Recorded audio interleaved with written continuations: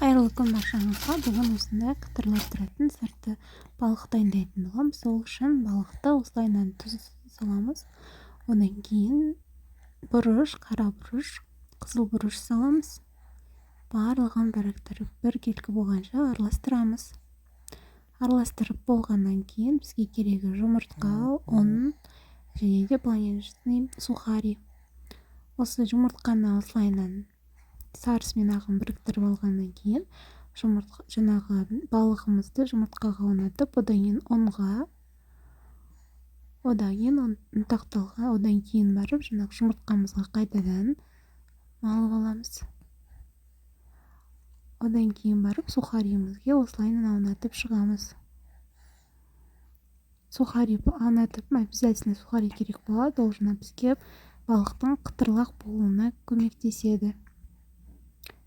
Осы сухаридің арқасында балығымыз қытырлап тұрады. Барлығын осылайынан жасап аламыз. Міне бүткілін осылай жасап алдым. Барлығын осылайынан жасап аламыз. Одан кейін табамызға май құйып қыздырып аламыз. Қызып тұрған майға балықтарымызды екі жағын жаңағы сарғайғанша қуырамыз.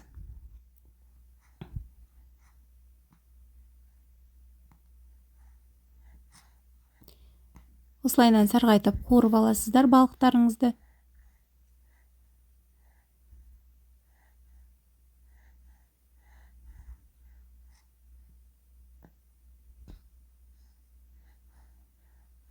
Екі жағын сарғайтып қуырып алғаннан кейін тарелкамызға осылайынан алып келесі жаңағы балықтарымызды қуыратын боламыз. Міне менде дайын болды. Өте дәмді болып шығады. Дайындап көріңіздер. Іші міне осындай болып шығады және сырты қытырлап тұрады. Оны жаңағы гарнирға күріш немесе картошканы қуырып, мен сияқты осылайынан жақындарыңызға ұсынсаңыздар болады. Ас болсын.